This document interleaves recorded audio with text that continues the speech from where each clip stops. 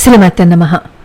పరమశివుని యొక్క 5 శిరస్సులు పంచభూతాలకి, పంచేంద్రియ జ్ఞానాలకి ప్రతీకలుగా ఉంటాయి. ఈ 5 శిరస్సులకి సంబంధించిన ఆలయాలలో 4 గురించి మనం చెప్పేసుకున్నాం. ఇప్పుడు శ్రీ చింతామణీశ్వరర్ కరుంగాలి తమిళనాడులో ఉంది. అఘోర శిరస్సుకు సంబంధించిన ఆలయం అన్నమాట. ఈ శిరస్సుకి రుద్ర అని ఇంకొక పేరు కూడా ఉంది. పరమేశ్వరుడి యొక్క సంహార శక్తి ఈ శిరస్సులో దాగి ఉందన్నమాట. ఈ ఆలయం తమిళనాడులో చెన్నై నగరానికి వాయువ్య దిశలో అరణి నది ఒడ్డున కరుంగాలి అనే ఒక చిన్న గ్రామంలో ఉంది. ఇక్కడ స్వామివారు చింతామణీశ్వరర్. చాలా అద్భుతమైన ప్రకృతి. ఒకవైపు ఏమో ఈ ఆలయానికి ముందు భాగంలో సముద్రం ఉంటుంది, వెనుక భాగంలోనేమో నది, ఇంకొక పక్క అడవి. బంగాళాఖాతానికి 500 మీటర్ల దూరంలో స్వామివారి ఆలయం ఉంది. ఈ కరుంగాలి క్షేత్రం మధ్య అరణి నది సముద్రంలో కలవడం చాలా విశేషం అన్నమాట. ఈ క్షేత్రంలో ఒకప్పుడు సత్తై ముని అని ఒక సిద్ధర్, ఆ సిద్ధర్ ఇక్కడ తపస్సు చేశారట. ఆయన తపస్సు చేసిన ఫలితం ఇక్కడ మనకి స్పష్టంగా కనిపిస్తుందని చెప్తారు. ఆయనే అరణి నది ఒడ్డున చింతామణీశ్వరర్ ఆలయాన్ని నిర్మించారు అని చెప్తారు.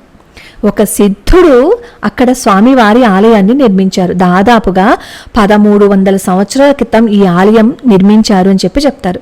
చాలా చిన్నదే కానీ చాలా అద్భుతంగా ఉంటుంది. ఈ క్షేత్రంలో ప్రధానంగా పూజలు అందుకుంటున్న స్వామివారు ఎవరు?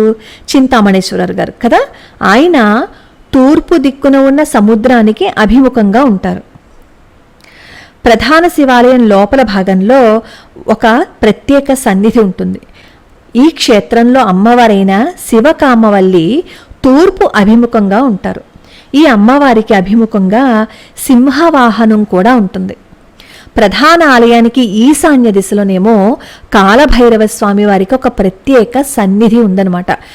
ఈ కారణంగానే ఈ క్షేత్రాన్ని భైరవ క్షేత్రము అని పిలుస్తారు. ఈ భైరవుణ్ణి ఎవరైతే దర్శిస్తారో తీరని కోరికలంటూ ఉండవు అని అక్కడికి వెళ్ళొచ్చిన భక్తులు చెప్తూ ఉంటారు. ఈ క్షేత్రం సముద్రానికి దగ్గరగా ఉంది కదా, అందుకని ఈ క్షేత్రాన్ని కాశీ మరియు రామేశ్వరం క్షేత్రాలకి సమానమైనదిగా చెప్తూ ఉంటారు.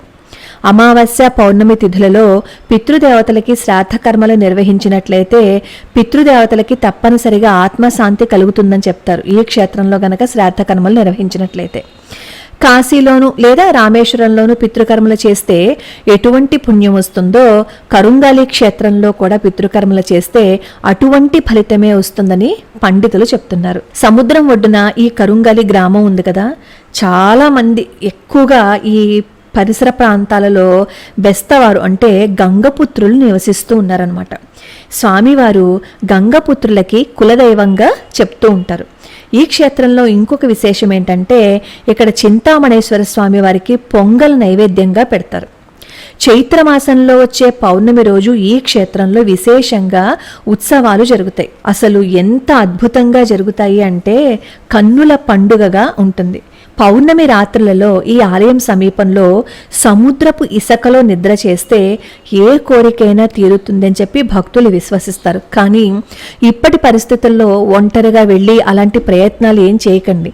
క్షేత్ర మాహాత్మ్యం చెప్పడం వరకు మాత్రమే నేను చెప్పాను, ఎందుకంటే ఇది సముద్ర తీరానికి ఉంది. ఆ చుట్టూ పరిసర ప్రాంతాలు ఎలా ఉంటాయి అనేది మనకి తెలిసిందే కాబట్టి అలాంటి సాహసం చేయకండి. కానీ ఇక్కడి నుంచి ఒకసారి మనం స్మరణ చేసుకుని నమస్కారం చేసుకోవటంలో తప్పులేదు. ఆ ఆలయాన్ని ఒకసారి మనం స్మరణ చేసుకుని అంత అద్భుతమైన ఆలయాలు మన దేశంలో ఉన్నాయి కదా అని ఒక్కసారి స్మరించుకున్నాము అని అనుకోండి, పరమేశ్వరుణ్ణి మనం స్మరించుకున్నట్లే. ప్రతిరోజు 9 గంటల నుంచి 12 గంటల వరకు మాత్రమే ఇక్కడ పూజలు జరుగుతాయి. ఆ తర్వాత పూజలు జరగవు, కానీ ఆలయాన్ని మాత్రం తెరిచే ఉంచుతారు. కానీ ఎంతో అద్భుతమైన ఆలయాలు కనీసం దీపం పెట్టడానికి కూడా నోచుకోకుండా ఉన్నాయి. ఇప్పుడిప్పుడే ఈ ఆలయాలన్నింటినీ అభివృద్ధి చేస్తున్నారు అని చెప్తారు. కానీ ఈ ఆలయానికి చేరుకోవటానికి సరియైన రోడ్డు మార్గం కూడా లేదు. మింజూరు నుంచి పాసవేర్కాడు వెళ్లే రోడ్డు మార్గంలో మింజూరు నుండి 10 కిలోమీటర్ల ప్రయాణం చేసిన తర్వాత కాట్టూర్ అనే ఒక పట్టణం వస్తుంది. ఆ కాట్టూర్ నుంచి కుడివైపుగా 5 కిలోమీటర్ల ప్రయాణం చేస్తే అరణి నది ఒడ్డుకి వెళ్ళొచ్చు. అరణి నది ఒడ్డుకు చేరుకున్న తర్వాత పడవ మీద ఆ నది అవతల గట్టుకు వెళ్ళి అప్పుడు మనం కరుంగలి గ్రామానికి చేరుకోవాలన్నమాట. ఆ పడవ మీద గట్టు నుంచి ఈ గట్టుకు చేరాలి అంటే 5 నిమిషాల సమయం పడుతుంది. కాస్త రోడ్డంతా అసౌకర్యంగా ఉంటుంది. కాకపోతే ఏంటంటే మనం వెళ్ళలేకపోయినా కనీసం ఈ క్షేత్రం గురించి మనం ఒకసారి స్మరణ చేసుకుని, స్వామివారికి సంబంధించిన ఆలయం, అందులోనూ సిద్ధుడు అక్కడ తన తపోబలాన్ని అంతా పెట్టిన ఆలయం కాబట్టి ఒకసారి మనం కూడా స్మరణ చేసుకుందాం. ఈ రోజుతో మొత్తం 5 క్షేత్రాల గురించి చెప్పటం అయిపోయింది. ఈ అవకాశాన్ని నాకు ఆ పరమేశ్వరుడే ఇచ్చారు. నేను ఆ పరమేశ్వరుడి పాద పద్మాలకి నమస్కరిస్తూ లోకా సమస్తా సుఖినో భవంతు, సర్వే జనా సుఖినో భవంతు.